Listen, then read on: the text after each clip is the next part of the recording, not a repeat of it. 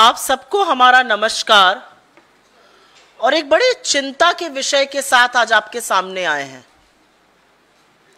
इस देश का प्रधानमंत्री इतना कमजोर, इतना असहाय, इतना मजबूर इससे पहले कभी नहीं था। 10 साल सोचिए, 10 साल भ्रष्टाचार में लिप्त रहने के बाद, डूबे रहने के बाद, भ्रष्टाचार में सरोबार रहने के बाद कल नरेंद्र मोदी जी ने हिम्मत दिखाई और भ्रष्टाचार का खुलासा किया।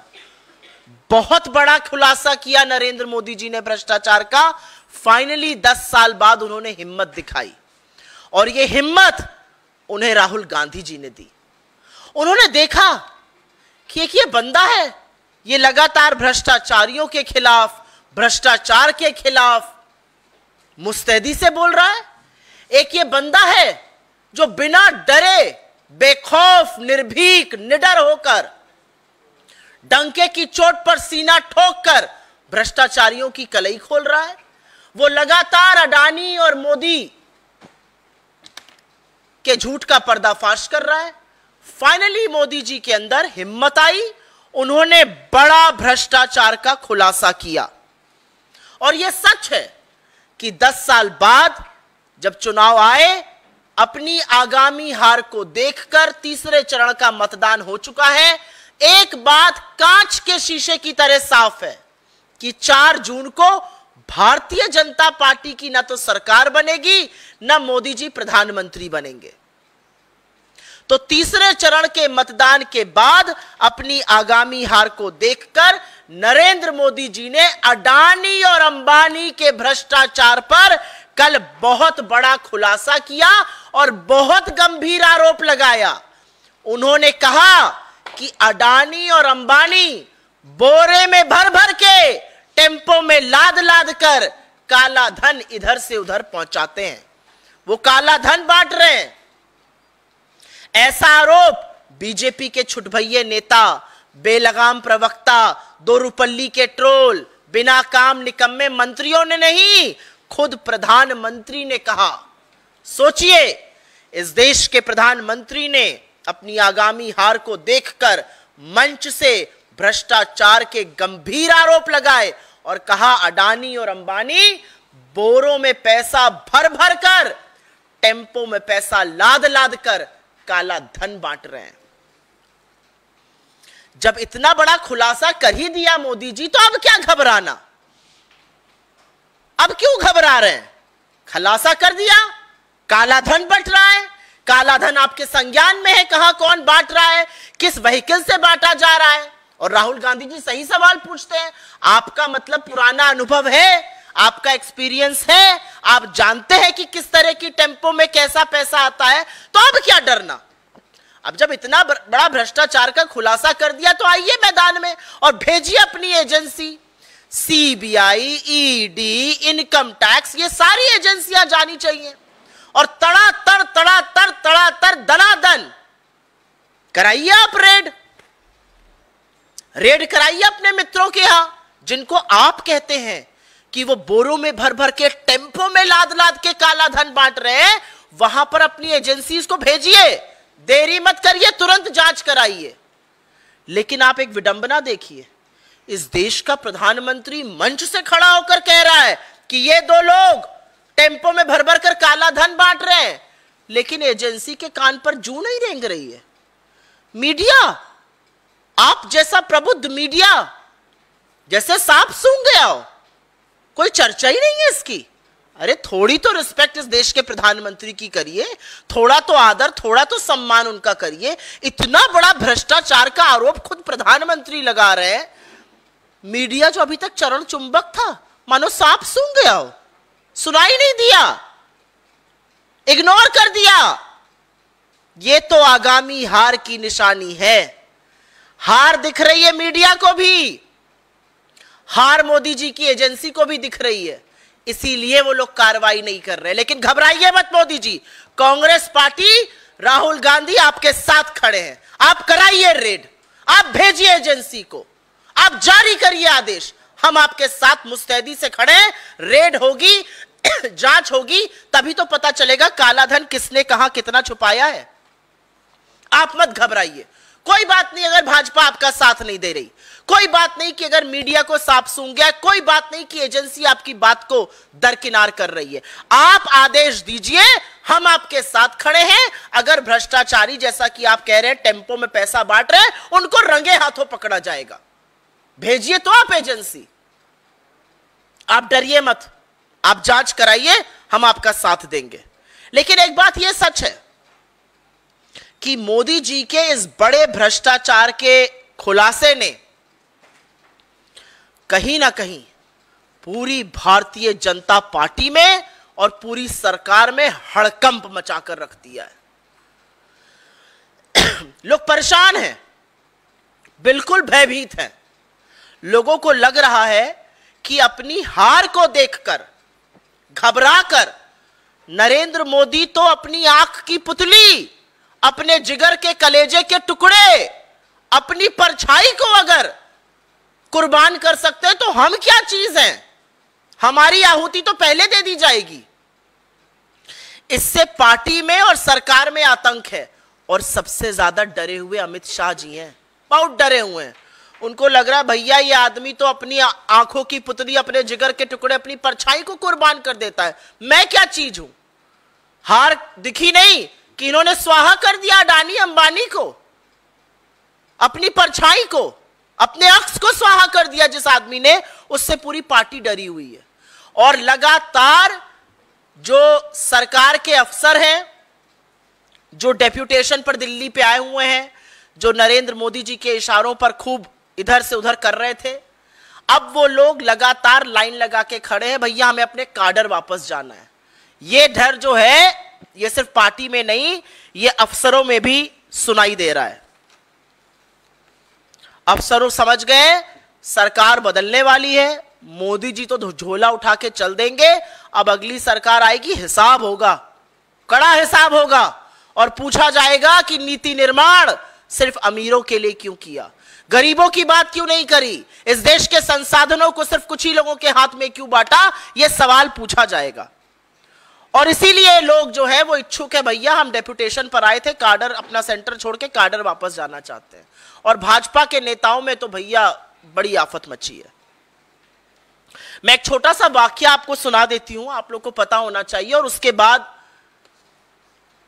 अपनी बात जरूर करूंगी। आज सवेरे आप जैसे प्रबुद्ध न्यूज रूम के यहां से एक फोन आया। अडानी और अंबानी जी दोनों के बड़े बड़े नेटवर्क हैं। महामानव कल तेलंगाना में बोल रहे थे, तड़ातर फ्लैशेस चल रहे थे। भाई महामानव बोल रहे थे तो आप लोगों को तो 24 घंटे दिखाना ही पड़ेगा। खूब फ्लैश चला रही थी डेस्क, ये बोला, ये किया, ये कहा, ये राहुल गांधी को उन्होंने कर दिया, ये कांग्रेस को कटघरे में खड़ा कर दिया, ये गोला दाग दिया मोदी जी ने। एकदम से दो शब्द सुनाई दिए, अडानी और अंबानी। सख्ते में आ गए सब लोग, न्यूज रूम में सन्नाटा छा गया। अब सब लोग बिल्कुल चुप, ये क्या बोल गए। फिर उन्होंने आगे बोला ये लोग टेम्पो में भर भर के काला धन बांट रहे हैं। तो जो शिफ्ट एडिटर थे उन्होंने कहा निकालो निकालो, कट करो, लाइव से कट करो, ये क्या बोल रहे हैं इनको खुद नहीं पता है। लेकिन चीफ एडिटर तो साहब अभी आके इंटरव्यू करके आए थे, मोदी जी का चरण वंदन करके आए थे। उन्होंने कहा नहीं मोदी जी हैं, चलने दो। 3-4 मिनट चलता रहा। अडानी अंबानी को गाली पे गाली पड़ रही है। बोला जा रहा है काला धन चला रहे हैं, बोला जा रहा है टेम्पो में भर भर के बांट रहे हैं। तब तक तो आ गया मोटा भाई का फोन। उन्होंने कहा ये आदमी हमें गालियां दे रहा है, ये आदमी हमें काला धन बोल रहा है और आप चला रहे हैं। तो बहुत सारे लोगों की नौकरी कुछ न्यूज रूम में खतरे में आ गई है। ये आपकी जानकारी के लिए बस मैं बता दूं। लेकिन आज सवेरे कुछ तस्वीरें आई। ये टेम्पो के बाहर की तस्वीर है, ये टेम्पो के बाहर की तस्वीर है और ये टेम्पो के अंदर की तस्वीर है। इन्हीं टेम्पो में भर भर के काला धन बांटने की बात मोदी जी कर रहे हैं। एक टेम्पो में खुद चढ़ रहे हैं, एक में बैठे हुए हैं और मस्त लग्जरी आराम से अडानी जी के साथ। टेम्पो के बाहर की, टेम्पो के अंदर की तस्वीरें। यही तस्वीर तो दिखाई थी राहुल गांधी जी ने, याद है ना आप सबको। नरेंद्र मोदी जी से भ्रष्टाचार का खुलासा अगर किसी ने कराया है तो वो राहुल गांधी ने कराया है, क्योंकि लगातार उन्होंने अडानी और मोदी की बखिया उधेड़ी है। उन्होंने अडानी अंबानी जो संसाधनों पे जमकर बैठे उसकी बखिया उधेड़ी है। तो यही अंदर बाहर की तस्वीरें हैं। लेकिन जनता से हम ये कहना चाहते हैं, आप मत घबराइए। इन्होंने 22 अरबपति बनाए हैं, हम लाखों करोड़पति बनाएंगे। और सिर्फ खाके की हम पेपर पे नहीं बनाएंगे, हम आपके अकाउंट में लाखों रुपए भेजेंगे। और ये हमारा वादा है इस देश की जनता से कि महालक्ष्मी योजना से, जहां पर एक औरत के अकाउंट में 1 लाख रुपए सालाना जाएगा, गरीब महिला के अकाउंट में वो लखपति बनेगी। हमारा वादा है हर डिग्री हर डिप्लोमा धारक से कि अप्रेंटिसशिप एक्ट के अंतर्गत आपको 1 लाख रुपए सालाना 8500 रुपए महीने का स्टाइपेंड देंगे। हमारा वादा है किसान से आपको एमएसपी देंगे, आपका कर्ज माफ करेंगे। हमारा वादा है श्रमिकों से हम मनरेगा का मानदेय 400 रुपए प्रतिदिन करेंगे। हमारा वादा है इस देश से हम 25 लाख की एक हेल्थ बीमा योजना लाएंगे, जिसमें इलाज भी होगा, दवाई भी होगी, ट्रीटमेंट भी होगा, सब कुछ होगा। हमारा वादा है इस देश के युवाओं से हम 30 लाख सरकारी नौकरी बनाएंगे। हम अग्निवीर को खत्म करेंगे, हम पेपर लीक के खिलाफ कानून बनाएंगे। हमारा वादा है इस देश के नवयुवतियों से हम 50% आरक्षण सरकारी नौकरियों में लड़कियों के लिए करने जा रहे हैं। हमारा वादा है हर उस व्यक्ति से जो हाशिए पर है, जिसको हिस्सेदारी चाहिए, जिसको भागीदारी चाहिए, हम गिनती कराएंगे। नरेंद्र मोदी कितना भी भागे, गिनती हम कराएंगे, आपको न्याय हम दिलाएंगे। जातिगत जनगणना होगी, आदिवासियों, दलितों, पिछड़ों, गरीब सामान्य वर्ग को उनका हक दिलाने का काम कांग्रेस पार्टी करने जा रही है। आपने 10 साल में 22 अरबपति बनाए, हम आने वाले सालों में लाखों करोड़ों लखपति बनाने जा रहे हैं। यह असलियत है, यह कांग्रेस का वादा है। लेकिन जो बातें अभी हल्के में होती थीं, जो बातें बंद कमरे में विशेषज्ञ कर रहे थे, वो अब खुलकर सामने आ गई हैं। 10 साल में पहली बार नरेंद्र मोदी ने मंच से अडानी और अंबानी का नाम ऐसे नहीं लिया है।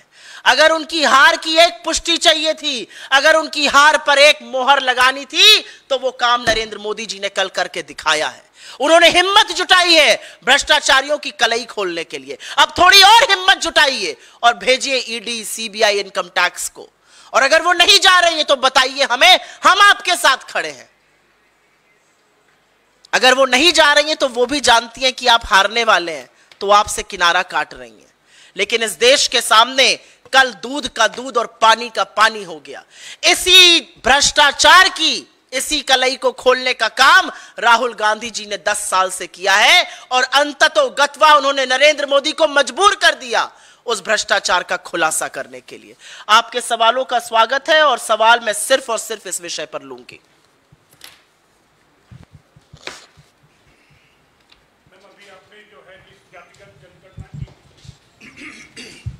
अभी आपने जिस जातिगत जनगणना की बात की कि राहुल गांधी ने कहा कि सरकार आएगी जातिगत जनगणना कराएंगे, उसी पर कल केंद्रीय मंत्री रामदास अठावले ने कल अपने आवास पर एक प्रेस वार्ता की, कहा कि हमने सरकार से काफी पहले से मांग की, हमने पत्र लिखा है कि इस देश में जातिगत जनगणना हो, उस आधार पर लोगों को आरक्षण मिले।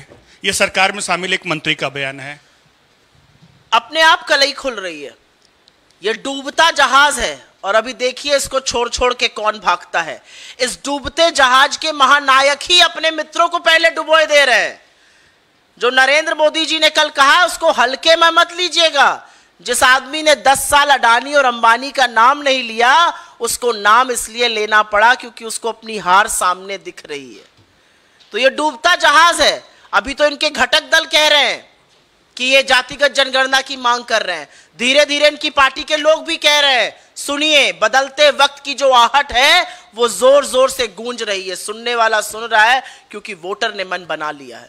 आप आरक्षण के खिलाफ रहिएगा, आप संविधान को नष्ट करने का काम करिएगा, संविधान को बचाएंगे हम, आरक्षण सुनिश्चित हम करेंगे। और हम ये सुनिश्चित करेंगे कि जो हाशिए पर लोग हैं उनको प्रतिनिधित्व मिले, उनको मुख्य धारा में आने का मौका मिले। मैम एक सवाल और है, कल स्मृति ईरानी ने जिस तरह से राहुल गांधी को चैलेंज दिया था, उसके जवाब में आपने स्मृति ईरानी से कहा है कि जगह आप उनकी एंकर, उनके सवाल उनका, आप कहीं भी उनसे मुकाबला करने को तैयार हैं। मैं विषयांतर नहीं होना चाहती हूं, लेकिन इस सवाल का जवाब दे देती हूं। जिस व्यक्ति का वजूद ही यह था कि वो राहुल गांधी के खिलाफ चुनाव लड़ती हैं, उनके वजूद की हवा निकल गई, क्योंकि अब वो हमारे एक बड़े कर्मठ कार्यकर्ता से हारने की कगार पर है। तो आपका इतना कद नहीं है कि आप मेरे शीर्ष नेतृत्व से बात करिए, आप मुझी से निपट लीजिए। और मैंने चुनौती देके स्मृति ईरानी से कहा है, जगह आपकी, दिन आपका, वक्त आपका, मंच आपका, एंकर आपका, मुद्दा आपका, जहां चाहिए वहां बुलाइए, मेरे साथ एक बहस करके दिखा दीजिए। जिस मुद्दे पर आप चाहिए, महिला सुरक्षा, इकोनॉमी, वर्ल्ड अफेयर्स, जिस मुद्दे पर, जिस जुमले पर आप फेंकती हैं, उस जुमले पर बहस करिए। आपके साथ बहस करने को मैं तैयार हूं, क्योंकि आप मुझसे पहले बहस में निपट लीजिए। मेरा शीर्ष नेतृत्व तो आपकी पहुंच के भी बहुत बाहर है। मैं चाहती हूं पहले आप इस पर सवाल पूछिए जो प्रधानमंत्री ने कलई खोली है। आप लोगों को न्यूज रूम में सकते में थे, यहां पर आप लोग भी थोड़े सकते में लग रहे हैं। काहे घबरा रहे हैं? अरे जब प्रधानमंत्री नहीं घबरा रहे हैं, प्रधानमंत्री नाम बोल रहे हैं, आप लोग काहे घबरा रहे हैं? भाई खोलकर पूछिए। अच्छा मैम, आप कह रहे हैं कि बहुत सारे लखपति बनाएंगे और अडानी और अंबानी देश का मुद्दा है, लेकिन इसी मुद्दे को उलट होकर काउंटर किया जा रहा है अलग अलग रैलियों में, और कहा जा रहा है कि देश को रंगभेद की नीति पर बांटा जा रहा है, और ये लग रहा है कि मुद्दे को भटकाने की वजह से कांग्रेस को इसका नुकसान उठाना पड़ सकता है मौजूदा चुनावी प्रचार में। इस चुनाव में मुद्दा बेरोजगारी है, इस चुनाव में मुद्दा महंगाई है, इस चुनाव में मुद्दा बढ़ती हुई आर्थिक असमानता और गरीबी है, इस चुनाव में मुद्दा 22 लोगों के हाथ में 70 करोड़ लोगों के बनाम संपत्ति है, और इस चुनाव में मुद्दा आरक्षण है और संविधान की रक्षा है। इसके अलावा, इसके इतर दूसरा कोई मुद्दा नहीं है, और हम पूरी तरह से मुद्दे पर टिके हुए हैं। हम जिस भ्रष्टाचार की कलई खोल रहे थे, हम बार बार कह रहे थे आपने कुछ ही पूंजीपतियों के हाथ में इस देश के सारे संसाधन, इस देश की सारी संस्थाएं, इस देश की सारी जागीर दे दी। आज वो बात मोदी जी भी कह रहे हैं। नरेंद्र मोदी को भी 10 साल बाद अंततोगत्वा ये कहना पड़ रहा है कि मेरी परछाई अडानी और अंबानी बोरे में भर भर कर, टेम्पो में लाद लाद कर, जिन टेम्पो में मैं बैठता हूं, जिन टेम्पो के बाहर और अंदर की तस्वीरें हैं, मोदी जी को भी कहना पड़ रहा है इन्हीं टेम्पो में भर भर कर वो काला धन बांट रहे हैं। यही बात तो राहुल गांधी जी भी कह रहे थे, अब मोदी जी भी वही बोल रहे हैं। लेकिन अभी आप प्रधानमंत्री हैं, सत्ता आपके हाथ में है, कराइए जांच।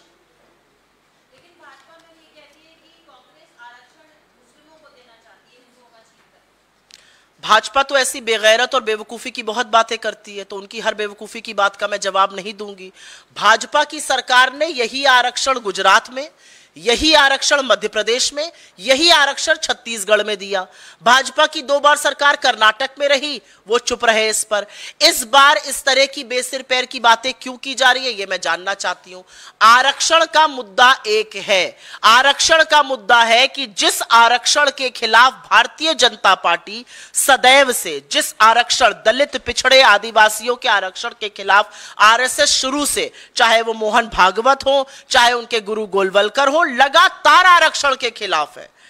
आप उस आरक्षण को समाप्त करना चाहते हैं। आपकी साजिश संविधान बदलने की, जब आप 400 की बात कर रहे थे, आप संविधान को बदलना चाहते हैं, और आपकी साजिश का पर्दाफाश देश के सामने हो चुका है।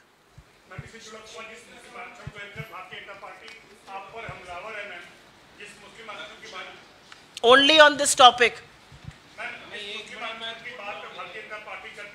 मैंने इसका जवाब दे दिया है।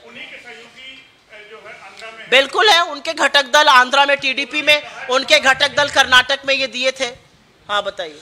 मैम, अमित मालविया ने आज ट्वीट किया है और वो कहते हैं कि प्रधानमंत्री की आर्थिक सलाहकार परिषद है, उसके आंकड़े के मुताबिक उन्होंने ट्वीट किया है। मैं इस मुद्दे पर सवाल लूंगी, इस मुद्दे पर। ये टेम्पो है ना, टेम्पो देख रहे हैं आप लोग, इस टेम्पो में भर भर कर काला धन बांट रहे हैं अडानी जी, इस पर सवाल कीजिए ना।